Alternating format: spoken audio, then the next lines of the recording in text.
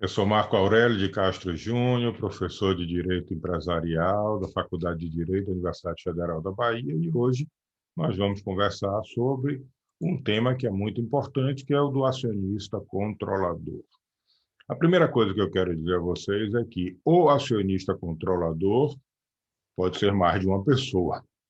E o acionista controlador pode até mesmo não ser acionista da companhia. Eu vou explicar, ok? Bom, primeira coisa é saber que o acionista controlador é diferente do acionista majoritário como conceito. Pode até ser que o acionista controlador seja também o majoritário. Acionista majoritário é aquele que detém a maioria das ações. Acionista controlador não é necessariamente o que tem a maioria das ações, mas é que tem a quantidade de ações necessárias para que ele possa ter o controle. Isso vai depender da dispersão das ações, isso vai depender de ser a companhia aberta ou fechada, mas mas é importante saber que são conceitos diferentes. Bom, o acionista, para ser considerado como controlador ou para que se tenha vamos dizer assim, a qualificação de um controlador numa companhia, precisa reunir um elemento material, um elemento subjetivo, um elemento temporal. Eu explico. Não basta ter a quantidade de ações necessárias para manter o controle sobre as decisões sociais.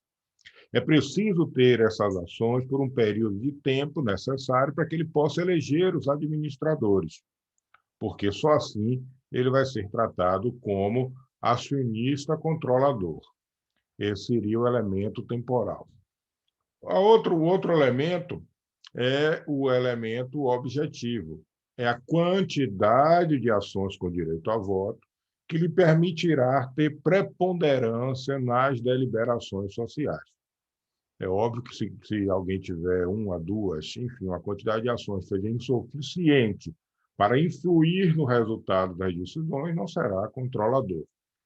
Nós temos ainda o elemento subjetivo. O elemento subjetivo é a vontade, é o ânimo de agir como se dono fosse da empresa. Sim, se você não age como alguém que está à frente das deliberações, alguém que toma para si a responsabilidade de tocar o negócio, de tocar a empresa, a companhia, você não reúne a qualidade de acionista controlador, porque não preenche esse requisito subjetivo. Então, da reunião desses elementos é que nós podemos extrair o conceito, que tem uma definição legal, né? É um conceito jurídico, mas é também uma definição legal prevista na Lei de SA, a partir do artigo 116. Ok? Bom, é importante saber que o acionista controlador, ele também é daqui a pouco nós vamos chegar àquela ideia que eu falei de não ser acionista, de ser mais de uma pessoa. Vamos tratar no momento como se fosse perdão, um indivíduo, ok? Então, ele não é um acionista qualquer. Ele é um acionista com poderes, portanto, com direitos, mas também com responsabilidade. O acionista controlador é responsável em face da própria companhia, dos demais acionistas. E veja, quando nós falamos de SA, falamos da sua natureza estatutária, nós sabemos que ela não nasce de um contrato social. Portanto, em princípio, não há uma relação direta entre os acionistas. Não há um contrato vinculando os acionistas. Portanto, em tese, não há uma obrigação de acionista para acionista. Mas para o controlador, ele também é responsável em face dos empregados da companhia, né? E até mesmo da comunidade. Então, essas pessoas, acionistas, empregados, comunidade, né? Hoje se tem um conceito de stakeholder, o acionista, portanto, é responsável em face dos stakeholders. Suas decisões influenciam no que a companhia fará. Então, ele tem que tomar sempre decisões pautadas pelo interesse da companhia e nunca pelo seu interesse exclusivo, pessoal, singular. Bom, vamos ao conceito de acionista controlador, que, como eu disse, está no artigo 116 da Lei de SA, Lei 6.404, de 1976.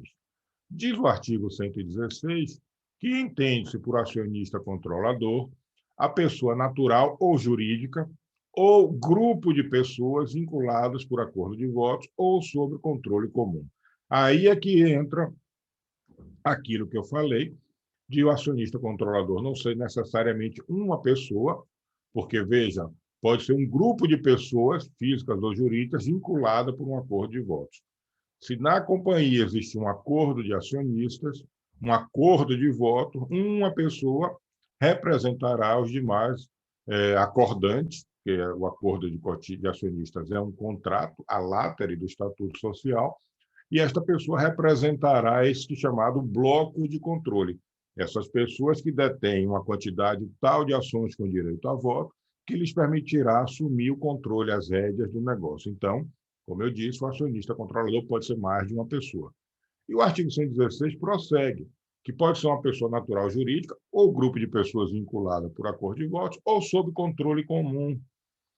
Este sob controle comum significa que se eu tenho uma empresa X que controla a empresa Y e que, por sua vez, controla a empresa Z, embora X não seja só acionista de Z, como X controla Y e Y controla Z, X é controlador de Z, porque Z está sob controle comum.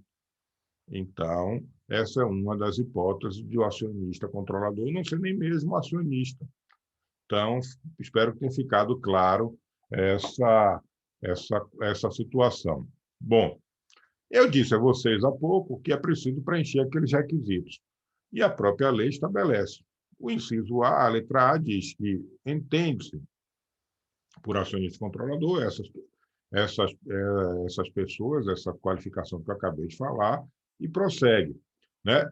Por acordo de voto, pessoa física ou jurídica, ou grupo de pessoas, ou sob controle comum, que A, é titular de direitos de sócio, melhor seria dizer de acionista, que assegurem de modo permanente a maioria dos votos nas deliberações da Assembleia Geral e o poder de eleger a maioria dos administradores da companhia.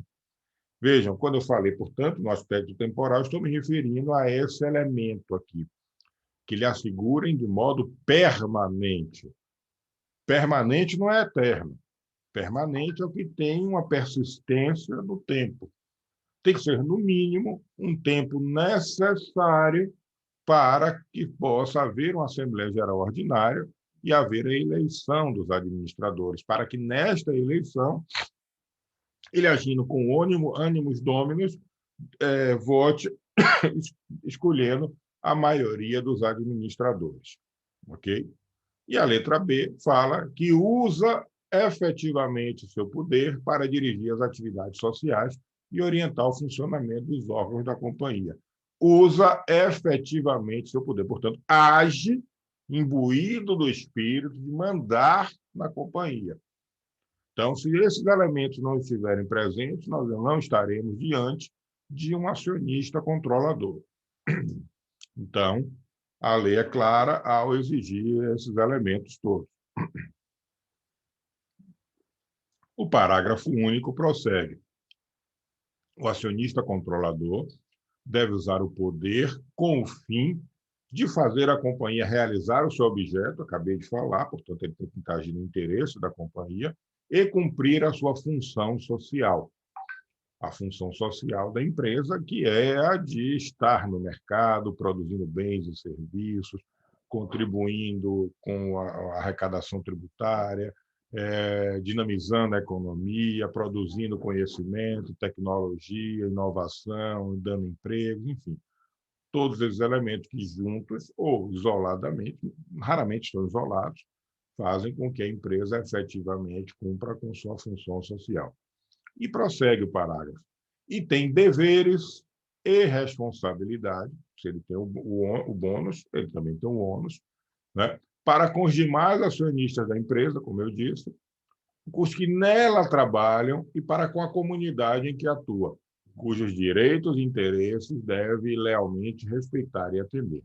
Portanto, o acionista controlador tem responsabilidade e obrigações com os stakeholders.